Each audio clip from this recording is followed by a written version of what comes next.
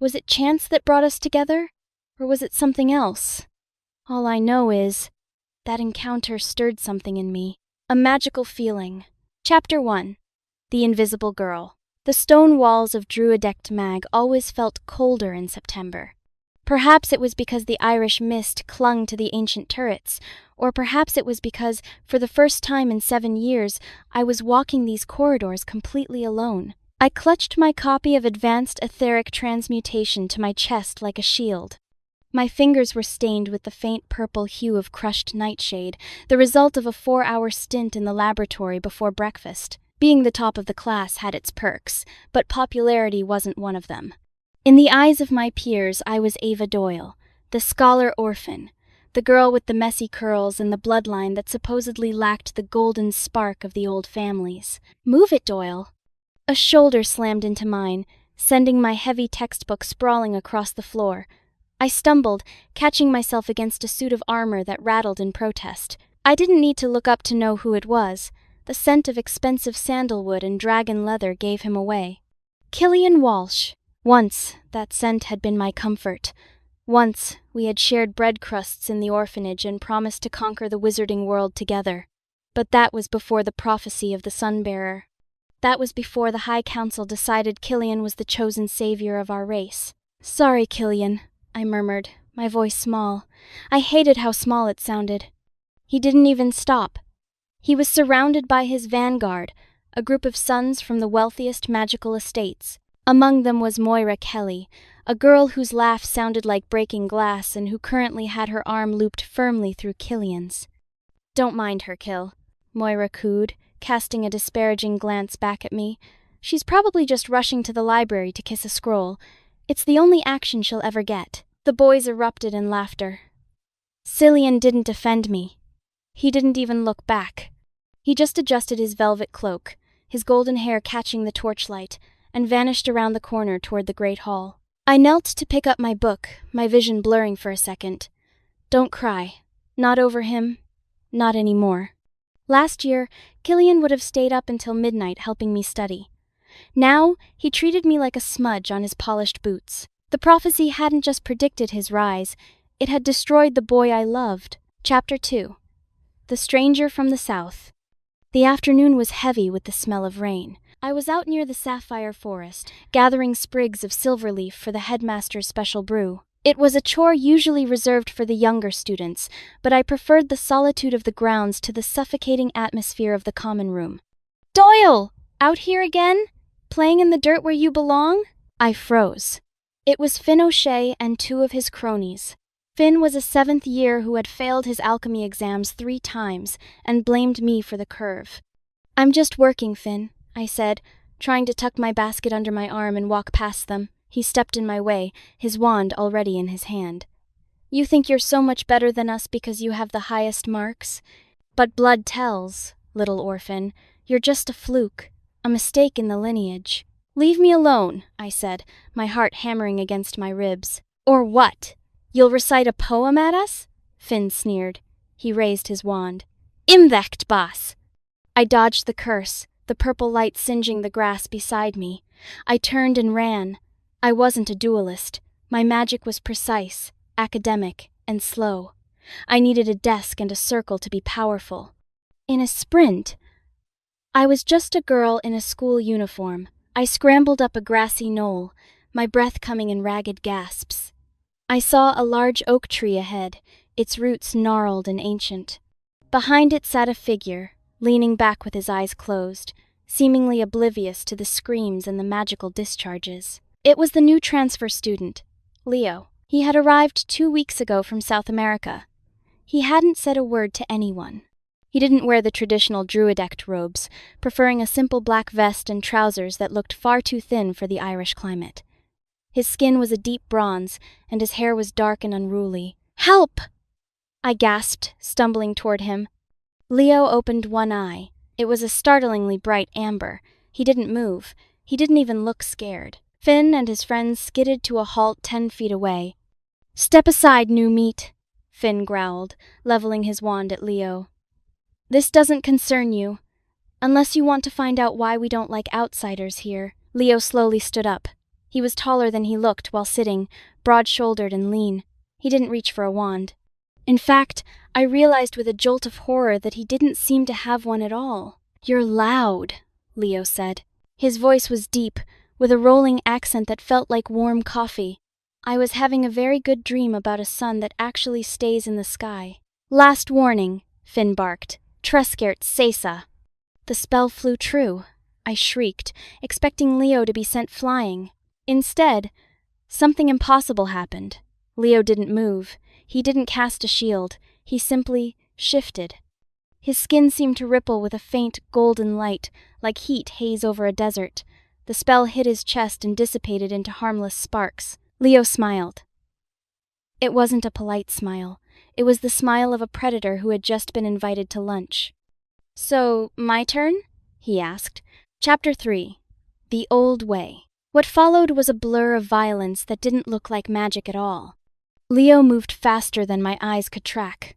He didn't use incantations. He didn't wave wood. He lunged forward, his body trailing that strange golden aura. Before Finn could mutter another syllable, Leo was inside his guard. With a sickening thud, Leo's palm struck Finn's chest. The bully was lifted off his feet, thrown back 20 feet into his friends. "Body enhancement," I whispered, the realization hitting me like a lightning bolt. "One of the lost arts." The other two boys tried to fire together. Leo dropped low, sweeping their legs with a kick that sounded like a falling tree. As they tumbled, he was already on his feet, grabbing their wands and snapping them like dry twigs. "Go," Leo said softly, "before I stop being bored." They didn't need to be told twice. They scrambled away, leaving their pride and their broken wands in the dirt. Silence returned to the knoll, save for the distant crashing of the Atlantic waves. I stood there, trembling, clutching my silver leaf. Leo turned to me. The golden light faded from his skin. He looked normal again. A bit scruffy. A bit tired. "You okay, Scholar?" he asked, walking over to pick up his discarded jacket. "How did you do that?" I breathed. "That magic. It's been forbidden in Europe for centuries. They say it's barbaric." Leo laughed, a rich, genuine sound. "Barbaric? My ancestors used this to survive things your refined magic couldn't touch. In my home, we don't rely on sticks to keep us safe. We rely on ourselves." He looked at me then, really looked at me. Most people at this school looked through me, but Leo's amber eyes seemed to read the very lines of my soul. "You're the one who stays in the lab until the moon is high," he noted. "Ava, right? You know my name?" "Hard not to notice the smartest person in the room," he said with a wink, "even if she tries very hard to be a ghost." My face heated up. I wasn't used to compliments. I wasn't used to being seen. "Thank you," I said, "for saving me." "Don't mention it." "But maybe." He leaned in closer, and I could smell something spicy and wild on him, like cinnamon and rain. "Maybe next time you bring me a snack as payment? The food here is, how do you say, like wet cardboard." I giggled. I actually giggled. It was a sound I hadn't heard from my own throat in a year. "I think I can manage that." Chapter 4. The Shadow in the Hall. The news of Leo's altercation with Finn spread, but not in the way I expected.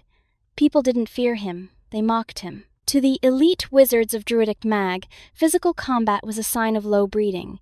They called him a magical peasant, but I didn't care. For the first time in months, I felt a flicker of safety. A week later, I found Leo in the back of the library. He was struggling with a scroll on advanced theory. "It's the syntax," I said, sliding into the chair across from him. "The Irish dialect from the 14th century is tricky. Here, let me." I spent the next hour translating for him. In return, he told me stories of the mountains in his homeland, of magic that felt like dance and breath rather than rote memorization. "You're very patient, Ava," he said, leaning back.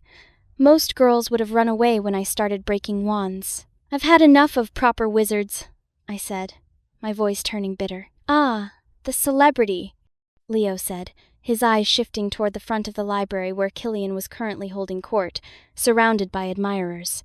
"He was your friend, wasn't he?" I looked down at my hands. "We were everything. And then he became a prophecy."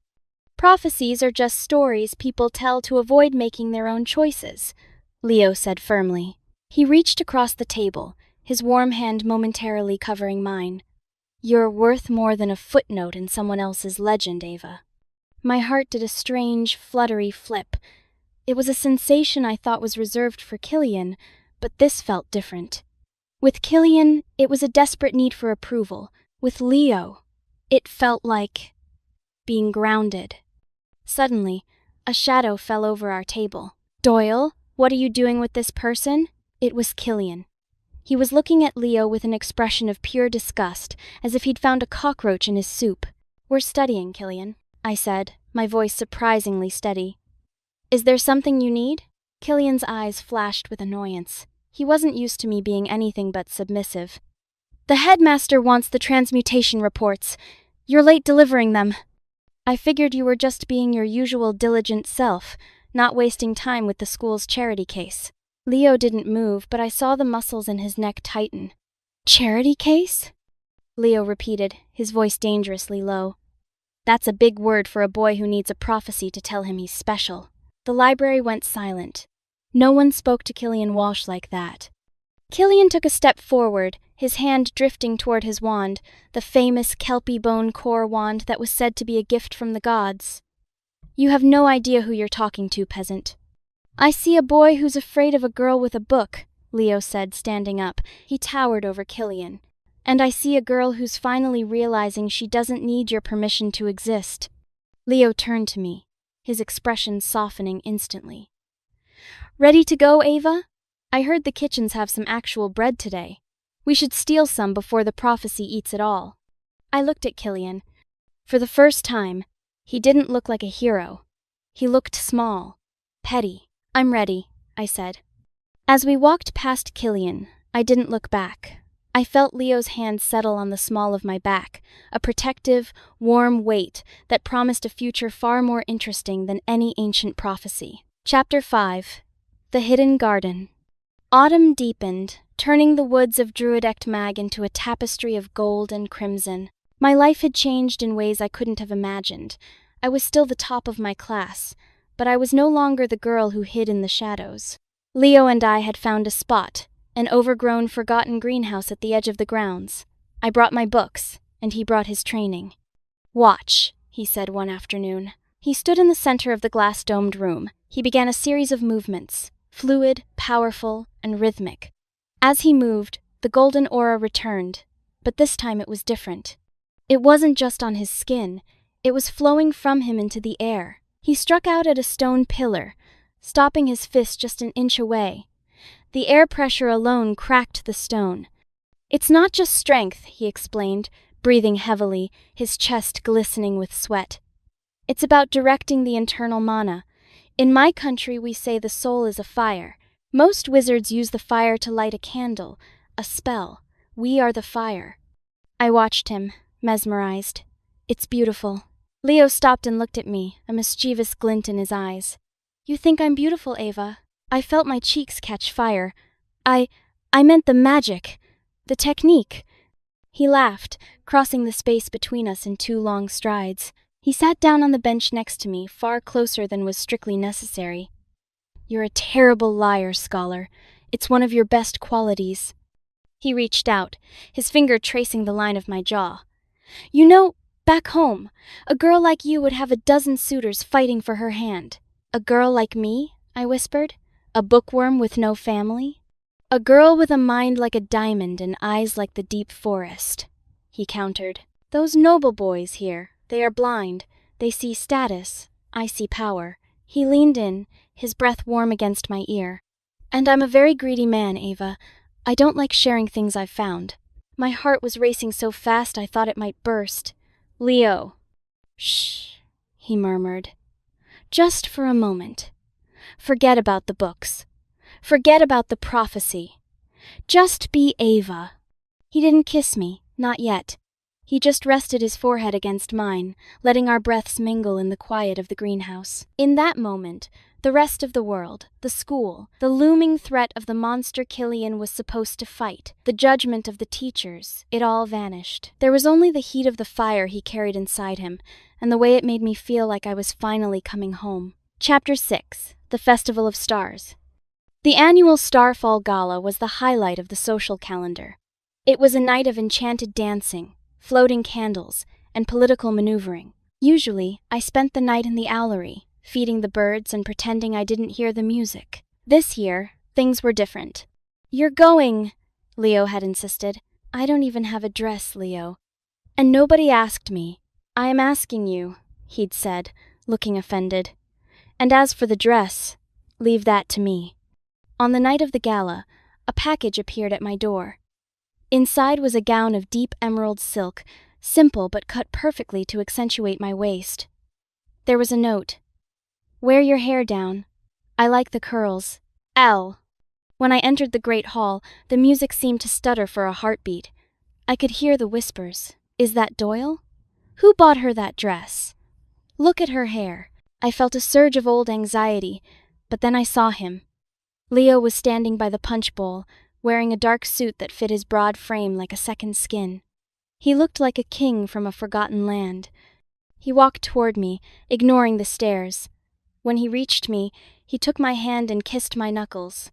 "You look," he paused, his eyes sweeping over me with a heat that made my toes curl. "Dangerous. I might have to fight off the whole school." "Let them try," I said, feeling a sudden spark of defiance. We danced. Leo didn't dance like the other boys, stiff and formal. He moved with a predatory grace, leading me through the crowds as if we were the only two people in the room.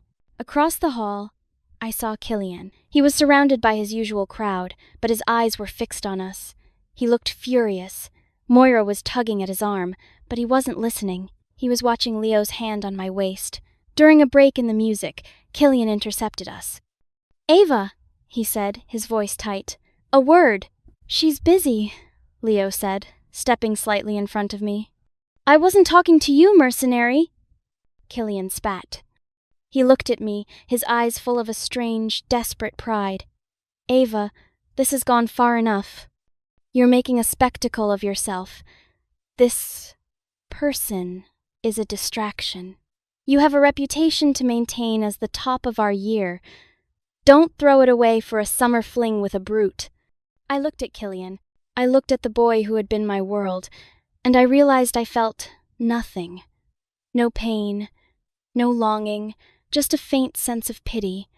"My reputation is mine to manage, Cillian," I said clearly, "and Leo isn't a distraction. He's the first person in this school who hasn't tried to turn me into a tool or a shadow." "You'll regret this," Cillian hissed. "When the darkness comes, when the prophecy starts, you'll come crawling back to the only person who can protect you." Leo laughed. It was a cold, sharp sound. "Protect her? You can't even protect your own ego, Walsh. If the darkness comes, I won't be hiding behind a wand. I'll be the one standing in front of her. Can you say the same?" Cillian turned on his heel and stormed away. Leo looked at me, his expression softening. "You okay?" "I've never been better," I said, and I meant it. I reached up and straightened his collar. "Now, I believe you promised me another dance?" "I'll give you a lifetime of them," he whispered, pulling me back into the music. Chapter 7. The Winter Breath. November brought the first frost, and with it, a change in the atmosphere of Druidecht-Mag. The teachers were whispering in the halls. The headmaster looked 10 years older every time I saw him at the high table. The prophecy was waking up. "I don't like it, Ava," Leo said one evening. We were in our greenhouse, huddled together for warmth. The plants were dormant, but Leo's presence was like a furnace. "The air tastes sour, like old metal." "It's the eve of Cillian's 18th birthday," I said, tracing the pattern of his knuckles. "The prophecy said the monster would rise then. Everyone is terrified." "Except Cillian," Leo noted. "He's strutting around like he's already won." It was true. Cillian had become unbearable. He walked the halls with his wand drawn, flanked by guards who were really just sycophants. He'd even taken to wearing a gold-embroidered cape that was supposedly the garb of the savior. But I noticed something Leo didn't. In the library, when Cillian thought no one was looking, he wasn't studying battle spells. He was looking at old maps, escape routes out of Ireland. He was terrified. "Ava," Leo said, pulling me out of my thoughts, "I want to teach you something. Real body enhancement takes years, but I can show you how to anchor. If something happens, if the magic in the air goes wild, you need to be able to hold your ground." He spent the next 3 hours teaching me how to breathe, not into my chest, but into my core. He showed me how to visualize my own mana, not as a tool outside my body, but as a layer of armor underneath my skin. "Think of it as a secret," he whispered, standing behind me, his hands on my hips to correct my stance. "Let the others rely on their sticks. You carry your strength inside." As I followed his instructions, I felt a strange, tingling warmth spread through my limbs. It wasn't the flashy light of a spell. It was a quiet, solid power. For the first time, I didn't feel like a bookworm. I felt like a fighter. Leo leaned down, his chin resting on my shoulder. "You're a fast learner, Scholar. If you weren't so busy being the smartest girl in the world, you'd make a hell of a warrior." "Maybe I can be both," I said, turning in his arms. Leo's gaze dropped to my lips. The playfulness was gone, replaced by a raw, honest hunger. "Ava." He kissed me then. It wasn't the tentative peck I'd imagined. It was a declaration. It tasted of the cold winter air and the burning fire of his magic. It was the taste of a man who would fight the world for me, and for the first time in my life, I believed someone actually would. Chapter 8. The Shadow at the Gates. The first attack happened a week before Cillian's birthday. It wasn't a monster, not yet. It was a shadow beast, a creature made of liquid darkness that slipped through the school's ancient wards. It appeared in the Great Hall during dinner. The students screamed. The teachers scrambled, firing complex curses that seemed to pass right through the creature. "Cillian!" Moira screamed. "Do something!" Cillian stood at the center of the hall, his face pale. He raised his kelpie bone wand. His hand was shaking. "Glio Grine!" The light flared, but the shadow beast simply absorbed it, growing larger and more terrifying. It lunged toward a group of first years. Before Cillian could even blink, a dark blur streaked across the hall. It was Leo. He didn't use a spell. He didn't use light. He slammed into the beast with a golden-rimmed shoulder, his physical mass backed by the full weight of his enhanced mana. The impact sounded like a thunderclap. The shadow beast shrieked as Leo's fist, glowing with a white-hot intensity, tore through its center. He didn't stop until the creature had dissipated into nothing but foul-smelling smoke. The hall went silent. Leo stood there, his chest heaving, his eyes still glowing with that predatory amber light. He looked at Cillian, who was still holding his wand aloft like a useless twig. "That's it? This is your savior?" Leo asked the room, his voice echoing off the stone walls. He didn't wait for an answer. He walked over to me, took my hand, and led me out of the hall. No one dared to stop us. That night, in the safety of my dormitory, I realized that the prophecy might have been right about a monster rising, but it had been dead wrong about who would be the one to stop it. I looked out the window at the dark Irish sky, feeling the weight of the gold in my veins. Whatever was coming on Cillian's 18th birthday, I wouldn't be watching from the sidelines. I would be right there, by Leo's side, showing this school that the Scholar-Orphan was done being invisible. And I couldn't wait to see the look on Cillian's face when he realized he was the one who was truly alone. Chapter 9. The Birthday of the Sun. The day arrived, Cillian's 18th birthday. The sky was a bruised purple, and the wind howled through the turrets of Druidecht-Mag like a dying animal. Classes were cancelled. The students were gathered in the central courtyard, forming a massive circle around Cillian. He stood on a raised platform, wearing his golden cape, his kelpie bone wand gripped so tight his knuckles were white. The headmaster stood beside him, looking grim. "The prophecy states that at the strike of midnight, the harbinger will rise from the whispering cliffs. Cillian Walsh, you are our shield, our hope." I stood at the back of the crowd, Leo's hand locked in mine. We weren't part of the circle. We were the observers. "He's going to fail," Leo whispered. "The mana in the air is too thick. It's suppressing wand magic." He was right. I could feel it, a heavy, oily pressure on my skin. My own magic felt sluggish, but the anchor Leo had taught me was holding steady. I felt solid, unmovable. Midnight struck, the ground shook. A crack split the earth at the edge of the courtyard, and from it rose a creature of nightmare. It was 20 feet tall, a mass of jagged obsidian and burning green fire. Its eyes were abysses of hunger. The Harbinger. "Now, Cillian," the headmaster cried. Cillian stepped forward. He raised his wand. He opened his mouth to cast the legendary solar flare spell he'd been practicing for months. Nothing happened. A few sparks sputtered from the tip of his wand, but the heavy atmosphere swallowed them instantly. Cillian tried again, his voice cracking. "Ten Nagriin." The Harbinger roared, a sound that shattered the windows of the West Tower. It lunged, its obsidian claws sweeping toward the platform. Cillian didn't fight. He didn't stand his ground. He dropped his wand, turned, and tripped over his own golden cape. He scrambled away on his hands and knees. Sobbing, the savior had broken. The Harbinger turned its attention to the students. It raised a massive fist, ready to crush the very people who had spent a year worshipping a fraud. "Stay here," Leo said, his voice a low growl. "No," I said, tightening my grip on his hand. "We do this together." Leo looked at me, a flash of surprise turning into a fierce, proud grin. "Then let's show them what real magic looks like." Chapter 10. The Fire and the Diamond. We ran, not away from the monster, but toward it. The students parted like the Red Sea as we sprinted through the circle. I saw Moira Kelly's jaw drop.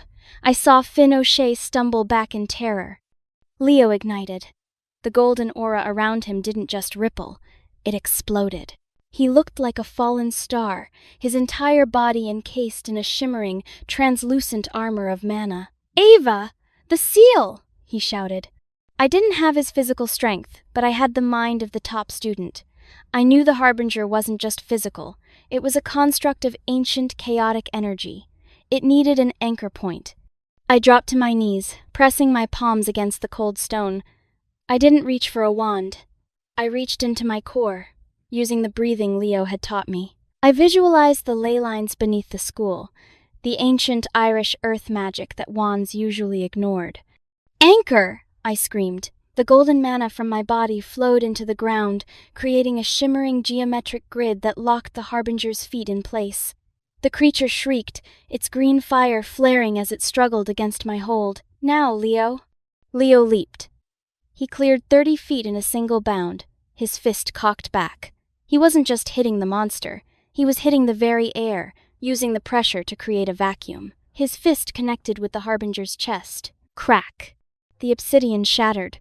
The green fire was snuffed out by the sheer intensity of Leo's physical mana. He landed a flurry of blows, each one sounding like a cannon blast, until the creature was nothing but a pile of inert stone. Silence fell over Druidecht-Mag. Leo stood amidst the rubble, his skin still steaming. He turned to me, his amber eyes bright with victory. He walked over, lifted me off the ground, and kissed me in front of the entire school, the teachers, and the broken savior hiding under a table. Chapter 11. Our Own Legend. The aftermath was a whirlwind. Cillian Walsh was stripped of his titles and spent the rest of the year in disgrace, eventually leaving the school before graduation to hide in the mundane world. The High Council tried to award us medals, tried to bring Leo into their inner circle to study his magic, but we were done with their circles. "Ready to go?" Leo asked. It was graduation day. The sun was actually shining for once, casting a brilliant light over the enchanted lake. We weren't wearing the traditional black robes. We were wearing traveling clothes. "I have my books," I said, patting my satchel, "and my research on the ancient ley lines." "And I have the tickets," Leo said, holding up 2 slips of paper. "A boat to the south. I think it's time you saw a sun that doesn't hide behind clouds." We walked toward the gates of Druidecht-Mag. As we passed the library, I saw a new group of younger students. They stopped and whispered as we went by. "That's them," one whispered. "The ones who killed the Harbinger." "She's the alchemist," another said with awe. "The one who can hold the earth." I didn't feel invisible anymore. I felt seen, but not for my bloodline or my marks. I was seen for who I had become, a woman who found her own strength in the arms of a man who loved her for her mind. Leo looped his arm around my shoulders, pulling me close. You know, Ava, they're going to write stories about us. The Scholar and the Brute. Let them, I said, leaning my head against his shoulder, as long as they get the ending right. And what's the ending? I looked at him, at the man who had changed my world, and smiled. The ending is just the beginning. We walked through the gates and didn't look back.